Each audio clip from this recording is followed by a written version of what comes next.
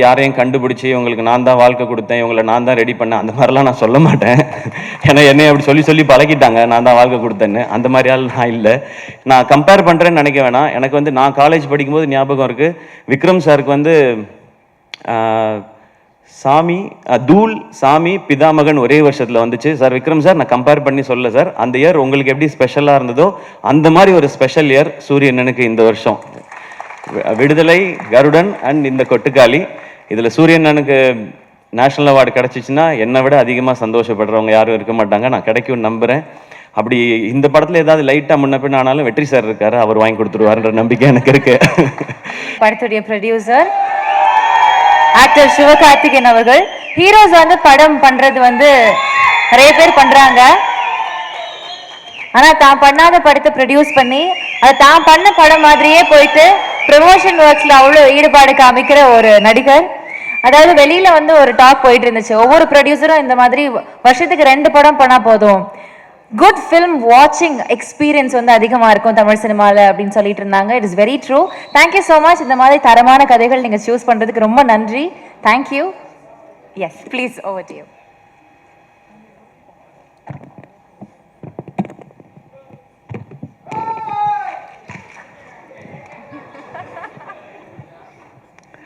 நான் வர சொல்லியே,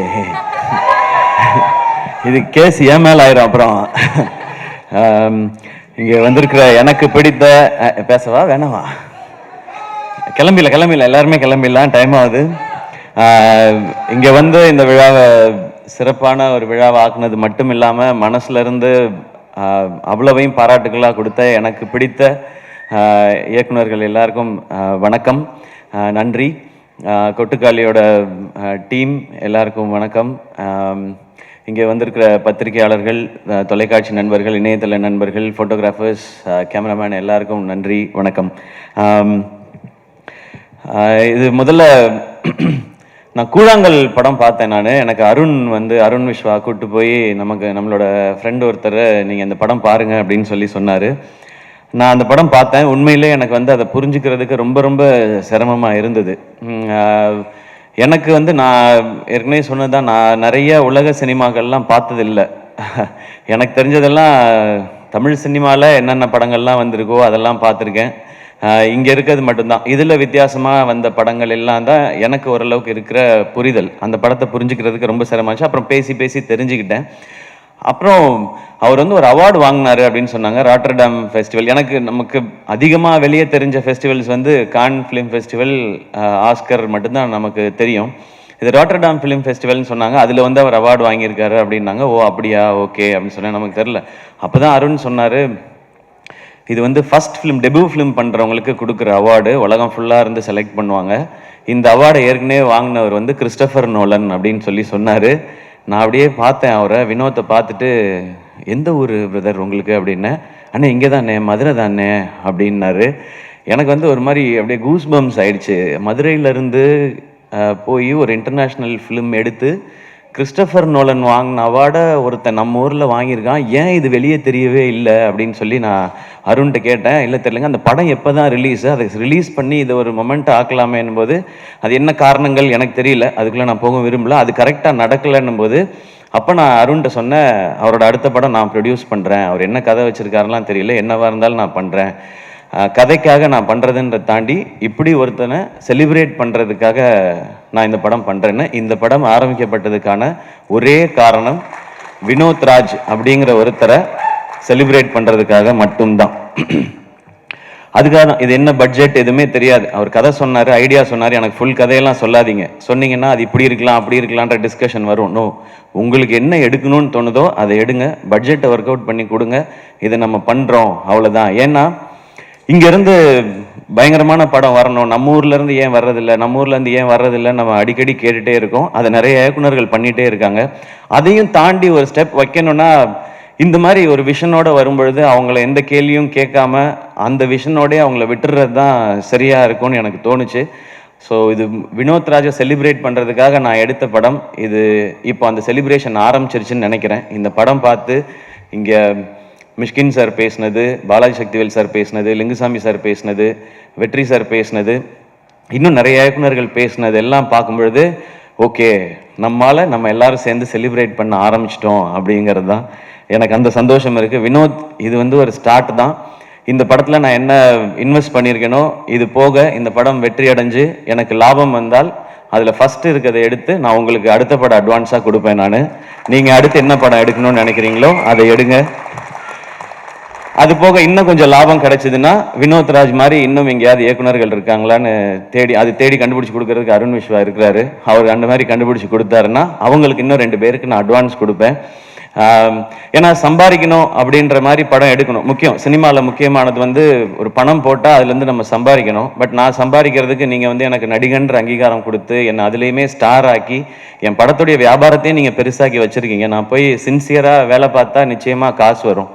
அப்போ அதுலேருந்து சினிமாக்கும் பயன்படுற மாதிரி ஏதாவது ஒன்று செய்யணும் அப்படிங்கிறதான். அன்றைக்கி புஷ்கர் காயத்ரி அவங்க படம் பார்த்துட்டு என்கிட்ட வந்து கை கொடுத்துட்டு ஒன்று தான் சொன்னாங்க, this is your service to சினிமான்னு சொன்னாங்க.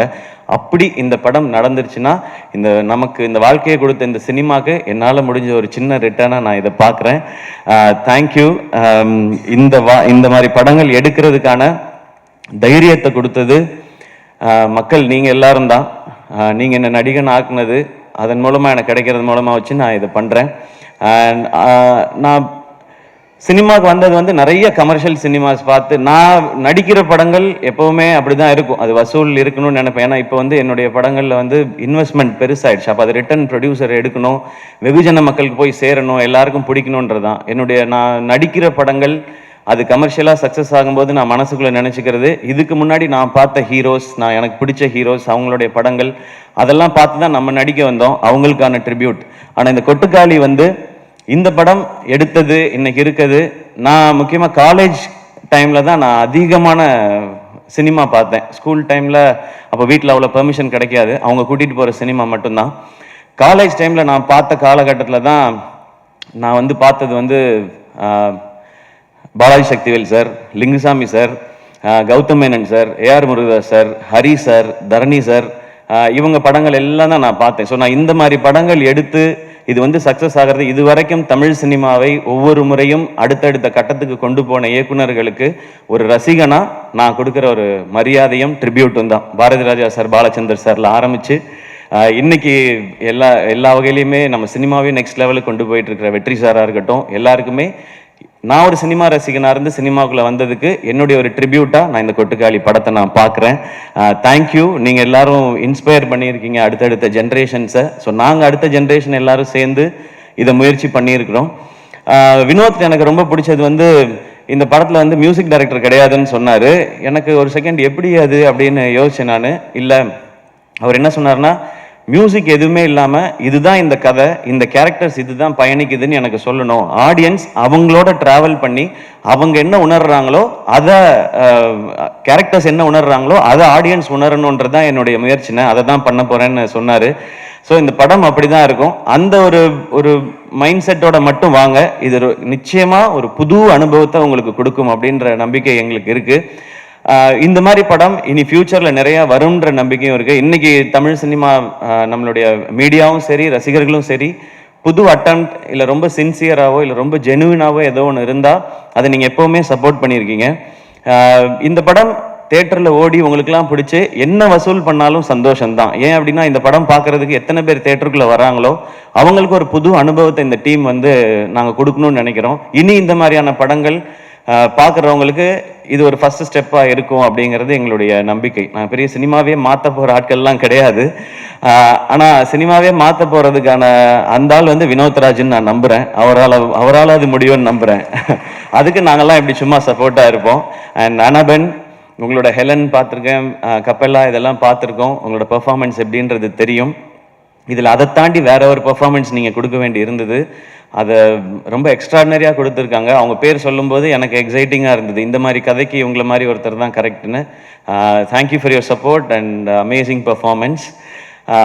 இந்த படத்தில் நடித்த எல்லாருமே அவ்வளோ சூப்பராக பண்ணியிருந்தாங்க. நான் எல்லாரையும் அந்த ப்ரிவ்யூ ஷோவில் பார்க்கும்போது அவங்க எல்லாத்தையும் தனித்தனியாக பேசினேன். அவங்கள பார்க்கும்போது நமக்கு ஏற்கனவே ரொம்ப பழக்கப்பட்டவங்களா தெரிஞ்சாங்க. அவங்களோட ஏற்கனவே நான் பழகியிருக்கேனே அப்படின்ற மாதிரி இந்த படம் பார்க்கும்போது. அண்ட் சினிமாட்டோகிராஃபர் பிரதர் இது ரொம்ப டஃப் டு ஷூட். ஏன்னா அவங்க எப்படி பண்ணாங்கன்னா 1 மாதம் ஃபுல்லாக ரிஹர்சல் பண்ணாங்க, அதுக்கப்புறம் தான் படம் ஷூட்டிங் பண்ணாங்க. ஸோ எங்கே ஷூட்டிங் நடக்குதோ அங்கேயே ரிஹர்சலும் பண்ணி அப்படி தான் ஷூட் பண்ணாங்க.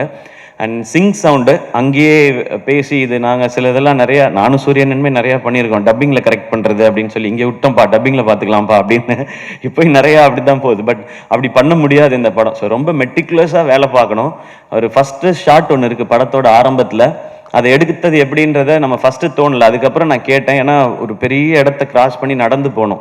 அப்போ அவங்க சொல்லுவாங்க, ஒரு வீட்டில் யாராவது பாட்டு போட்டு விட்ருவாங்க, இல்லை யாராவது கதவை திறந்து வந்து வெளியே நின்று பழு விளக்கிட்டு இருப்பாங்க அப்படின்னு. சார் உள்ளே போங்க சார், உள்ளே போங்க சார், அந்த டைமுக்குள்ளே ஷூட் பண்ணணும்னு சொல்லி ஒரு வில்லேஜையே ஒட்டுமொத்தமாக கண்ட்ரோல் எடுத்து வினோத் வந்து அந்த மாதிரி ஷூட் பண்ணியிருக்காங்க. ஸோ சவுண்ட் டிசைனர்ஸ் எல்லாருக்கும், அழகி குத்தன், ராகவ் பிரதர், சுரேன், அவங்க தான் இந்த மியூசிக் டைரக்டர் இல்லை அப்படின்றத தாண்டி, ஆனால் இந்த படத்துக்கு தேவையான மொத்தத்தையும் அந்த லைஃப்பை வந்து கிரியேட் பண்ண வேண்டியது அவங்க கையில் தான் இருந்துச்சு.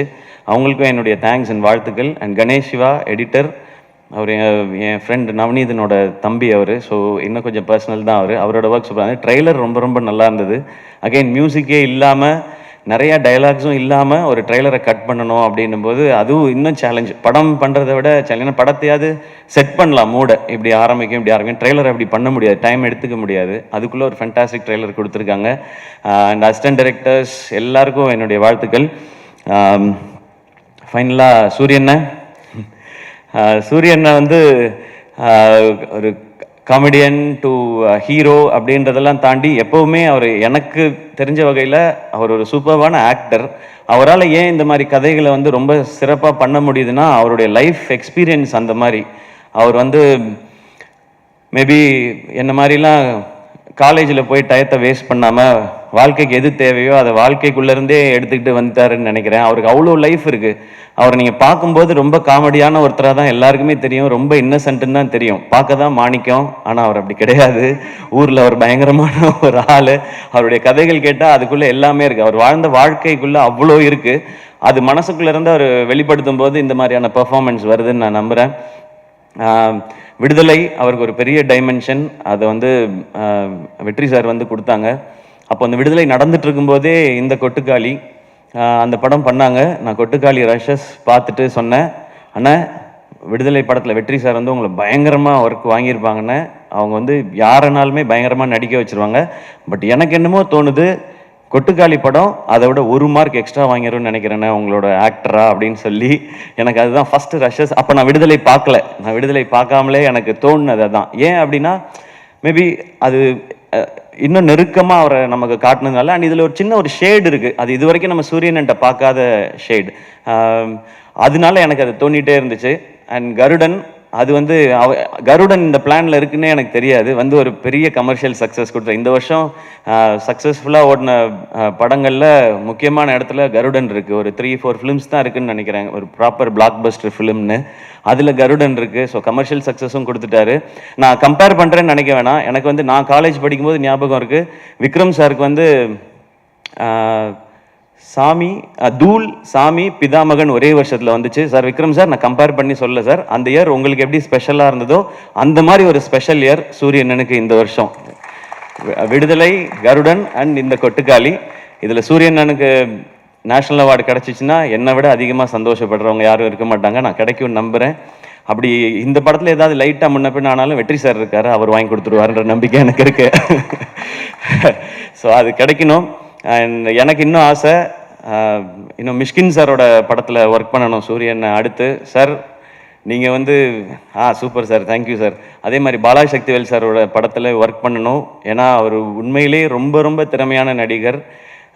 எனக்கே அதெல்லாம் நான் ஏன் ஒர்க் பண்ணணும்னு கேட்கலன்னா, அவங்களாம் நிறைய பயங்கரமாக நடிக்க சொல்லுவாங்க, நமக்கு அவ்வளோ வராது. நமக்கு ஓரளவுக்கு அப்படியே பண்ணிவிட்டு மொத்தமாக ஒரு பேக்கேஜ் தான் நம்ம. ஆனால் சூரியன்னா என்னை விட இன்னும் நல்லா நடிக்கக்கூடியவர். ஸோ எல்லா இந்த மாதிரி ஒரு எக்ஸ்ட்ராடினரியான டைரக்டர்ஸோட அவர் ஒர்க் பண்ணணும், இன்னும் நிறைய விருதுகள் வாங்கணும், இன்னும் நிறையா மக்கள்கிட்ட போய் இன்னும் பெரிய பெரிய ஹீரோவாக ரீச் ஆகிட்டே இருக்கணும். அவர் எனக்கு காமெடியன், ஹீரோ அப்படிலாம் நான் பார்த்ததே கிடையாது. என்றைக்குமே அண்ணன், என் அண்ணன் ஜெயிச்சா நான் ஜெயிச்ச மாதிரி, அவ்வளோதான்.